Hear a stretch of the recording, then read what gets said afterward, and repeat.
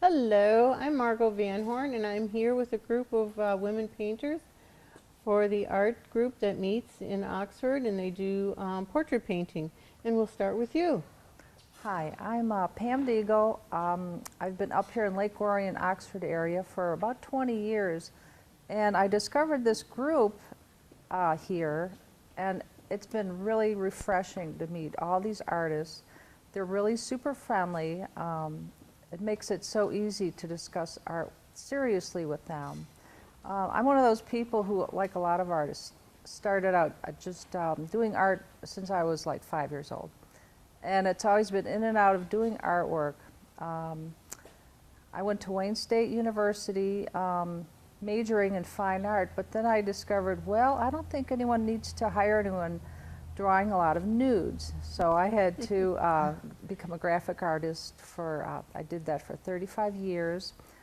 And now I am retired and I can really go full bore doing the artwork I want to. And so I met a teacher here, Diane Benoit, who's been bringing me along. It's like I evolve almost every time I do some artwork. And it's just very refreshing, and I'm just still evolving. I do the Monday night classes occasionally, and I have 2 up here. They're usually just drawings or watercolor. I just love the drawing medium, and I'm still exploring that. But Wednesday we all meet and I do oils. I did pastels for a lot of years, but I evolved into doing oil, and I just took off from there. I do them fairly quickly, just like I do the portraits. I think that was because I worked for so long, and we had to do work so quickly. But whatever you see here will probably turn into a whole nother style, even now. And that's about all for me right now. Okay. Well, let me ask you, what advice would you have for someone that was starting out, that wanted to be an artist, or, what would you say to them? Well, it's the classic thing. I know 2 people who I think I'm going to maybe tutor a little bit, but they have to know how to draw. They just have to draw everything around them, fill up sketchbooks. That's what I did when I was at college. Just draw everybody, everything, and I would even don't erase anything. Just keep going, keep drawing, and then find your medium. I think people should really dabble in a couple different things. That's like I picked up pastel because it was a color lesson for me, and then it became just something I wanted to do for a long time. Okay. Yeah, keep on drawing. And why people? Why are you doing those versus, like, say, landscape or? Well, really, there's nothing more powerful than doing a portrait that portrays a feeling to somebody. That's why I like to do them in black and white in a way, because I think it's all about contrast. Okay. And that's what I like most of all. Like, we were discussing elsewhere about doing portraits from photos, and I don't do that at all. Okay. I just find that it's not satisfactory at all. And who's one of your favorite artists as far as their style and things? Well, John Singer Sargent. I just took a trip to Paris, France. Oh, how sweet. Yeah, it was fantastic. And of course there's Monet, but there was Pissarro and so Okay. many Impressionists I hadn't even thought about before, but Okay. yeah, a lot of Impressionists. I think there's a tendency now to kind of do portraits that aren't necessarily pretty or flattering. I've seen a lot of that, going on. Lucian Freud did a portrait of the Oh. Queen Elizabeth, and it was not flattering. Okay. But He did a very large lady too that was yes. not very So do you think that's a cry against, like, photorealism? Well, I definitely think it's getting away for doing a portrait for somebody. Okay, Yeah. that's a good point. It's not for them if it's not flattering. Okay, very good. All right, well, thank you. Well, thank you. And I think you're next. Oh, no. Woohoo! Yeah. Oh, goody. I am Catherine Rush, Kat. I go by Kat. And I'm young. My experience in art is minimal. High school, AP Art, yay! I thought I would go into art. And then I went to Olivet College, wonderful art teachers, Dawn and Gary. And they looked at my work and they said, yeah, it needs a lot of work. And my heart went, no! Which, of course, is very conceited, but that's okay. So I went into biology instead. And now I'm out of my master's. I have my master's public health, and I hunger to do art. So now I'm back at it, and my work is very, very young. So when people say they would like to be like Van Gogh or really famous artists, I'm striving for Jan Brett or Patricia Polacco. They're more illustrators, I think. I love their work, how they bring, actually Benoit reminds me a lot of Patricia Polacco, how she brings something, she takes the culture and the person and really brings that out. And I think Patricia does that as well, although she does books, so it's more of a, well, I guess it's a series as well. Diane does do series as well. My work is more Yeah, let's see it. this is an acrylic. I like experimenting. I also have pastel and colored pencil, but I'm working on acrylic. I like how people say they're trying to find the focus. I love color. So with me, you're going to see Deb in a minute, and she's got amazing color. I love that. Kim is another wonderful artist. If you go to Art Capsule right downtown, she has a dog, and this dog is smiling. Diane Benoit also has different works there at Art Capsule, and the work is just, it moves, and I love that. So I'm working on it. I'm not as developed as some, but developing my color and the movement and bringing people out. And it's comfortable. When I see a piece that I really love, it becomes comfortable, and I like that. I got really intimidated by the whole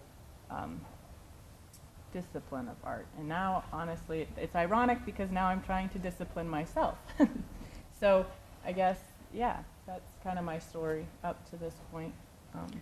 Well, I know you said you're a young artist, and I think a lot of young artists, you know, have kind of a strange magical thinking, and your art is so close to your heart that anything that's negative about it just kind of wounds you, you know, and you can't it takes a while to get beyond that and actually just say, well, this is what I want to say, and I'm saying it, you know, versus when your ego's involved, you just, well, you can't say anything bad about my stuff, you know, kind of thing. Well, and it's sort of like somebody editing your diary.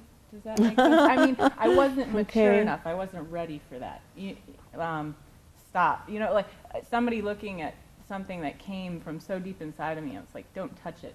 So now I think I've toughened up a little bit. I started doing portraits actually in college, and kids would just come up to me because I would do quick sketches because you never stop drawing, especially if it's for you. And people were like, I'll pay you $20 just to do this. And I was like, okay, sure, $20, yes. So, and then suddenly there were 3 or 4 people saying $20. And so I would be like, okay, apparently you can make a living off this. Okay, well, thank you. That's a good point.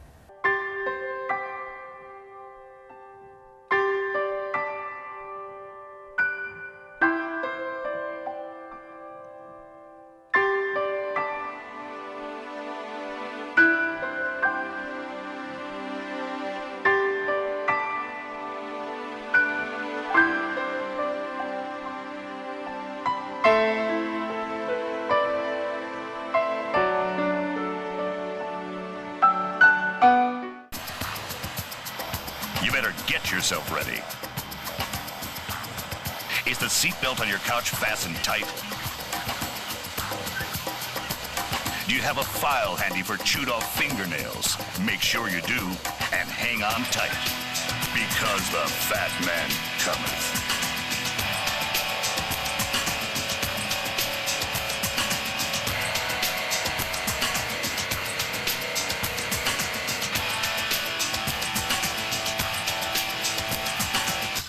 other cop shows. Others that want your attention. But nothing will command your attention like the amazingly horrendous things you'll see people heartlessly do on Fat TV. The men and women of Fugitive Apprehension TV.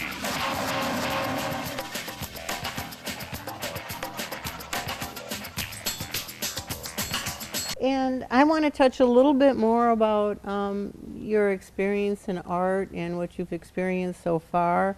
What do you think is the most difficult part? I mean, have you tried to get into like different shows? Are you intimidated by them? Absolutely. Are you? Yes, absolutely. Not having gone to school, and I'm sure in fine arts they force you, I'm sure they shove you into different competitions. I just took part in Girlfriends, the Girlfriend Walk? Yeah, Okay. and so I went to Merge Gallery, and she was so great. She had us all, there were only 4 of us, but no, 5, I think 5. There was the melon carver who was amazing, and he won, so, but it was juried by the people who had come in. But we just were around, and it was a live art competition, so we actually competed right there, and that was really cool because I got to see other people, and you can relax the atmosphere or get real stiff about it, I would imagine. And Kim, actually, the one who did the dog at Art Right. Capsule, was there too. And she was so relaxed, and it's so good because actually when I went, we were able to talk. A gallery owner from Lapeer named James, I think, Jim. He owns the gallery up in Lapeer. I think it's 123 Gallery. I think it's 194. but I'm- 194. Okay, 194. Apparently he's up there, which I had never even heard.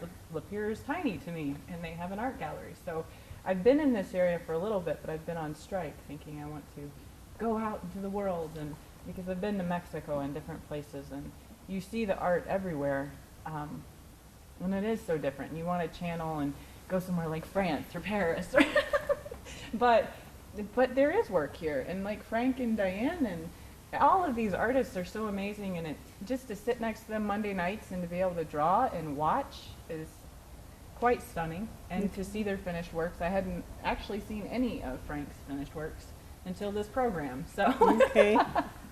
they are beautiful, and you can see the patterns in them. Okay. And All right. Well, very good. Thank you. And Suzanne, tell us about your work. Oh, yes, Margot. My name is Suzanne Rock, and I've painted pretty much all my life. My father built my first easel when I was 10 years old, and I'd paint at the lake up north. Gave me a lot of time to paint. No TV and no phone. After I finished school, I went to the Society of Arts and Crafts, which is now CCS, and I took a lot of fine arts classes there in commercial art. I went to Macomb Community College, got into drawing people. I love to draw people. Since I was a little one, I wanted to draw faces, you know, when I would be out in the store seeing people. And that's one thing. My mom made so many things accessible for me when I was, for my brothers and sisters, when I was a child. You know, we made a mess. We had paper mache. We were really creative. You know, she'd give us anything to work with. So I think that's really important for parents to, like, kind of forget about the mess. You can clean that up. But that child learns to create and use things in different ways. It's kind of priceless. After I had a family quite young, but I always went to local art classes and art centers.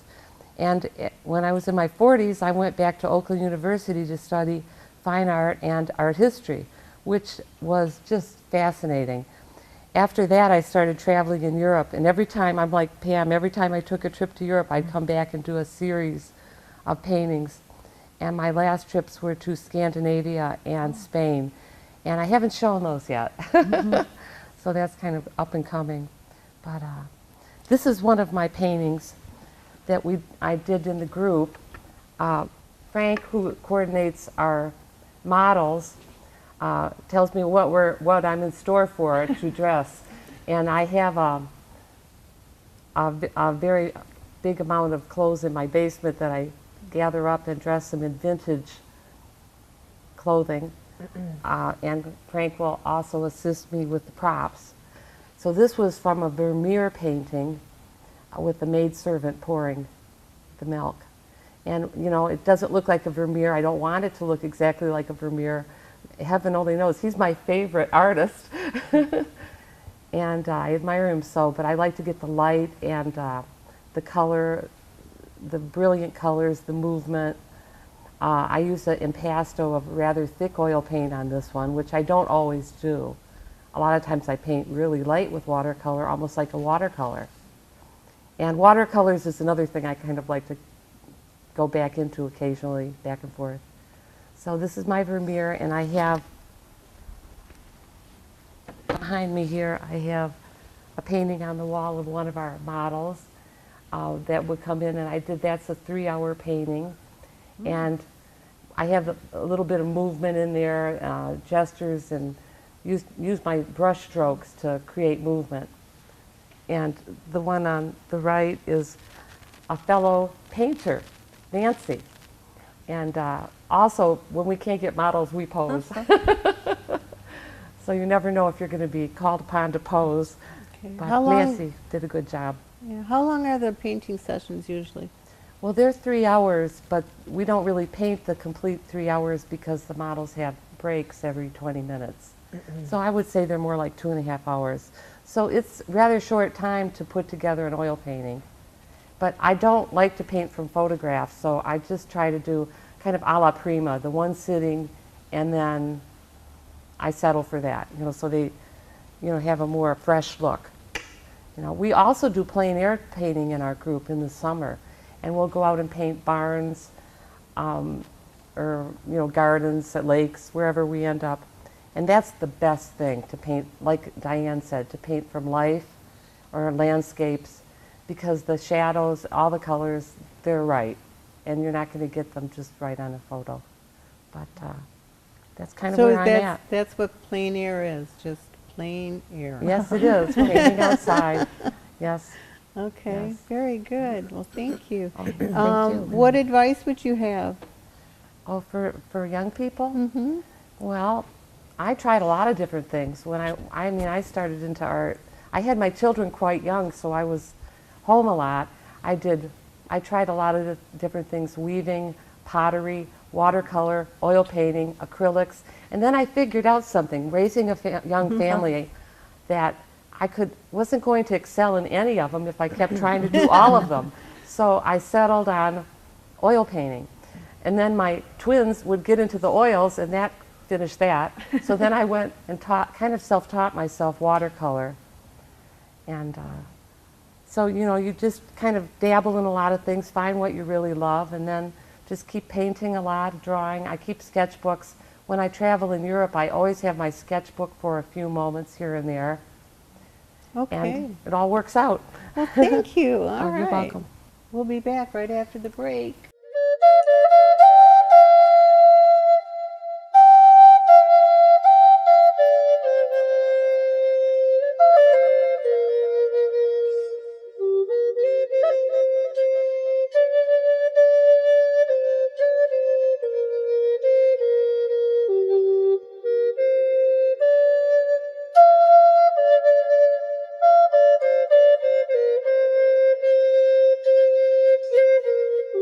Okay, we're back and we have one more artist. And would you introduce yourself and talk about yourself? My name is Julie Ashley, and I'm from the Mundy Township area. I'm about 45 minutes away, and there are a few of us that come quite a ways to come to the Monday night group, and it's a good group. I'm not a real experienced artist, and I'm still I consider myself a beginner. The unknowing art world doesn't always think that, but there's so much more to learn, and the group that we're in, I so much appreciated because they're so giving and very nice, close group, but still open to newcomers. So we're all very happy with it, and I have a few pieces of work here. This is a sketch that we did of one of the people that work at the gallery, and I like to sketch as kind of an extension of drawing, actually. And then I have a couple of other pieces. My grandson up here, Satya, which is a more finished piece, and then a copy of an Edmund Tarbell that is, of course, not my own. And then the one on the far right is the Girl in the Red Hat.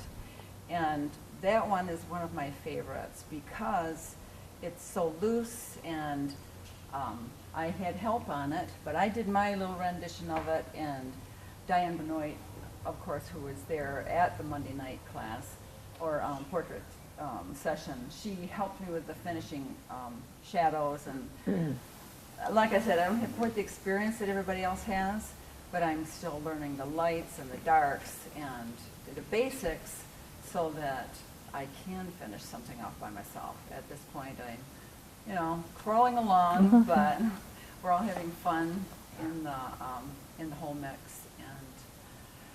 And Well, the painting you have right here, you're surprisingly loose, and Well- it's really good because people are, when you start out, you're kind of real tight, and well, like this is very nice. the example here of my grandson, it's quite tight.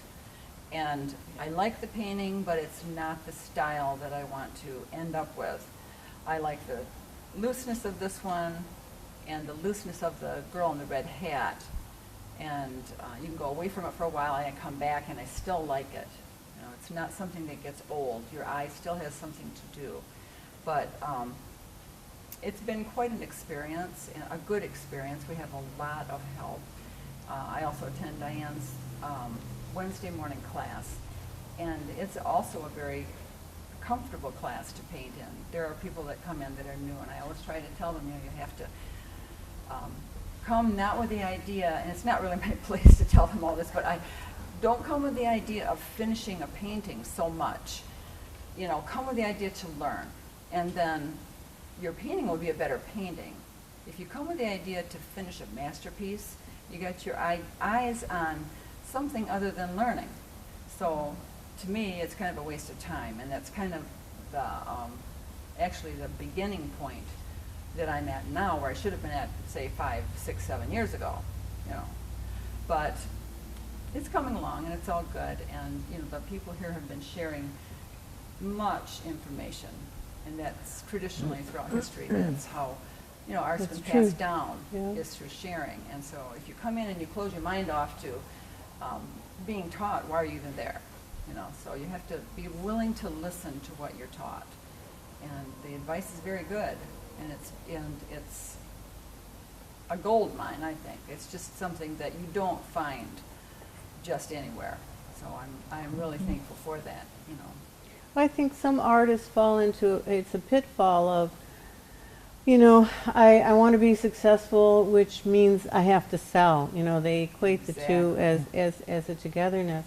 And then I also know artists that go to interior decorators and say, what are the colors this month or this year? So because I'm going to do a painting that's going to be peach in color because peach wallpaper is in. And I think it can work, but I think it's such a fine line between trying to paint for someone else or painting for yourself. I think it can be done, but again, I think it's a fine line. Have you ever experienced, have you done portraits for someone and it's so difficult because you're painting for someone else? Well, I have done some portraits for some friends, and Okay. it becomes a terrible chore. It's not fun anymore. And like Diane said, get out of it. And that's basically where I am right now. I want to go to class, just like we go to the Monday night session, and we finish whatever we can finish in 3 hours, or say maybe 2.5 after the breaks and everything. And you're pushing yourself, and that's probably when your best work is going to come out, because you're not sitting down to think so long and noodling away. So my idea is to continue to try to do the looking and painting rather than looking and noodling. And the Wednesday morning class is the same thing. I want to bring in, instead of a whole bouquet of flowers to paint live, bring in 1 or 2, and then be able to finish it and put it away. If it's a bad painting, so what? I've learned something. And if it's a good painting, that's good too. Okay. Well, a lot of, artists have, the self-criticism and things like that. But I think after a certain amount of time, you just accept what you do, if it's good or if it's bad or whatever. And I really like what you said about, letting your kids or whoever, you yourself even, make a mess or, not, be rigid in, the outcome of things. So that way, your creative part kind of kicks in. Collage is another fun Okay. medium. I collect all sorts of, leaves and papers and things like that. And now I have a little grandson, and I've got him at it. Okay. So, at the beginning, Yeah. learn to think in different ways. Yeah. Well, you're not afraid of making a mess, No, I mean, I don't. Well, I think next we're to going me to when we break on that one. Thank you. I'm David Custer, and I'm really excited about our new show, Let's Take a Walk. We are going to hit the streets in your community, and we're going to check in with local businesses and show you what's cool and unique and why you should stop into their stores. We're going to meet great business owners, we're going to eat great food, we're going to do great things. So tune in to our show, Let's Take a Walk, because I promise it'll be a good time.